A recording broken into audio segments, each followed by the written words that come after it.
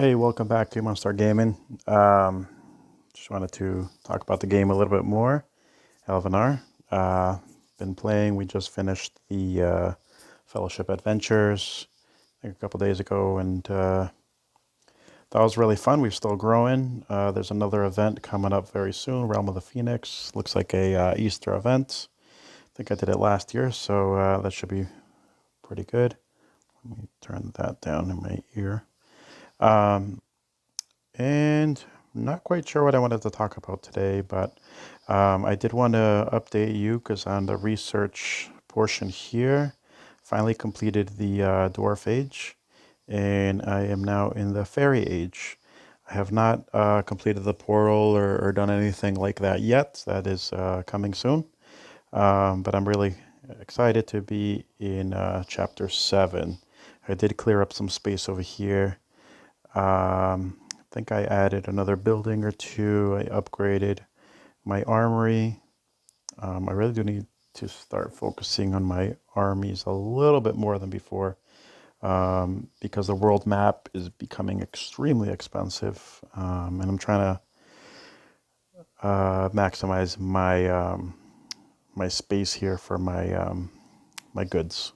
So I think I added one extra building for this. I still only have these two right here for scrolls, and these two right here for magic dust. And that seems to be working fine for me so far.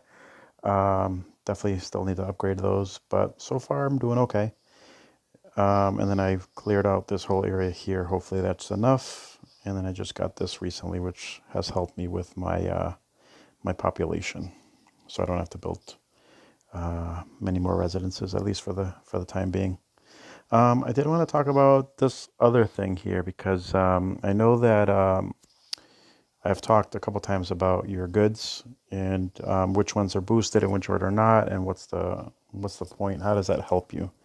I still believe that producing your boosted goods only is the best way to be able to save space, but also be more productive, and then trade for everything else that you need. Let's see, I probably need a little bit more of that. So I'm going to place just for a little bit. You always need goods in this game, so let's do that. All right. But the other thing I was noticing, when you are producing stuff here, let's say you want to produce some combining catalyst, which is fairly often because that's how you're going to be able to do stuff in the Magic Academy. It costs these goods here. Let's click on this one. Those two there, those two there, those two there, and those two there. Now, relics are not the easiest to get, but you can get them pretty regularly. But if you notice that all the relics for the Magic Academy are not your boosted goods. So that's huge. So that means that all the boosted goods that you are, all the boosted relics, sorry, to help you with your boosted goods are not being spent. So I'm collecting these three right now, and they're doing tons for me, and I'm not getting rid of them, right? So I'm still collecting those. I'm still upgrading on those.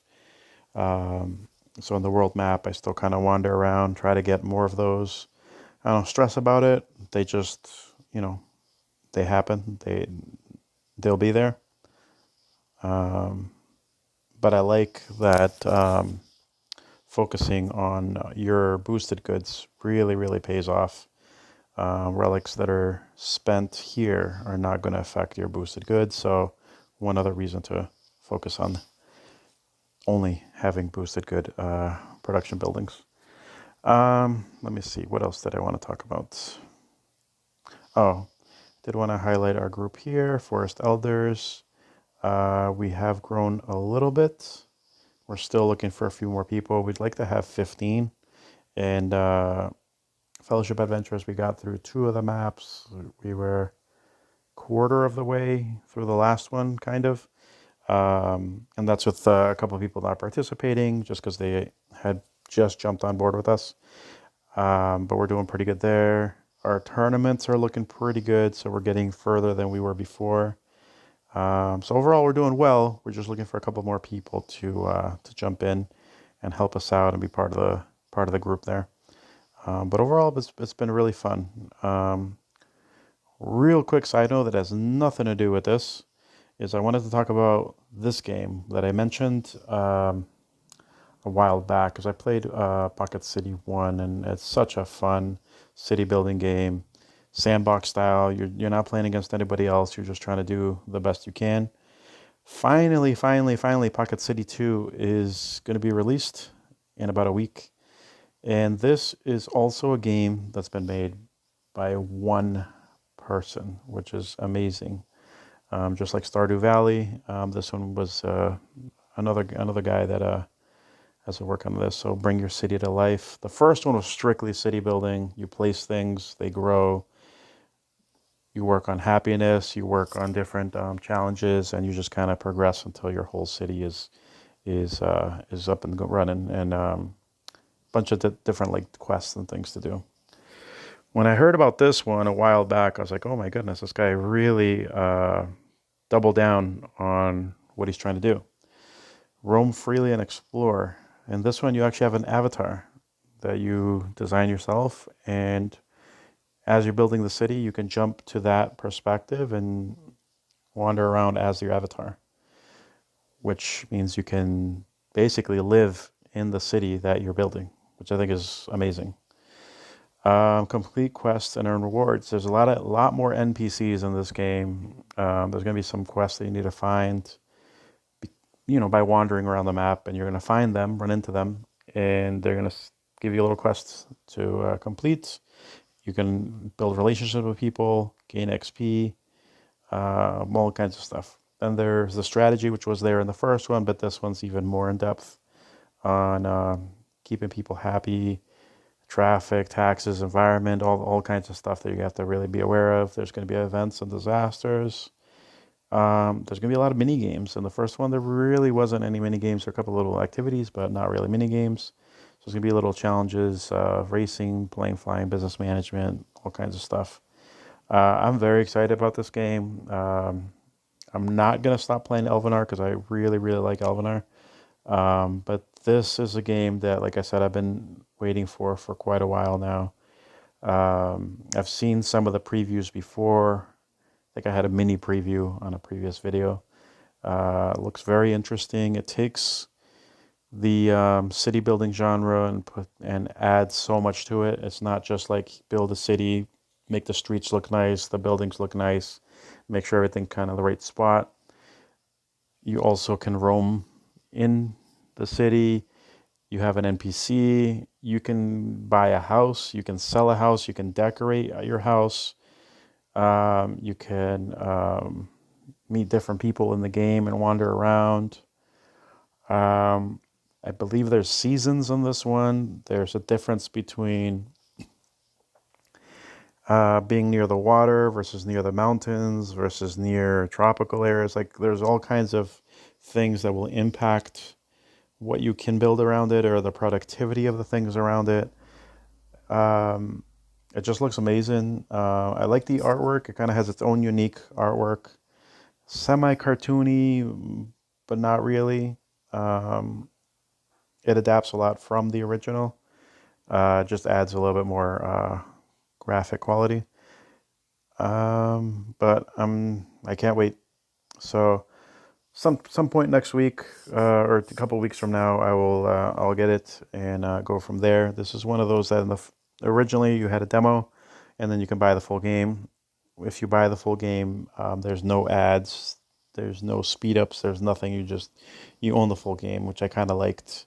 I don't like games that nickel and dime you or make you wait forever for things, and then you either get bored or you're forced to pay real money. So just keep an eye on this game. If you like city builders, I think you're going to like this. If you look at the graphics on this area here, you'll see what I'm talking about.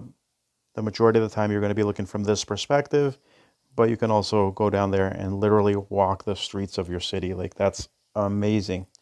But either way, coming soon.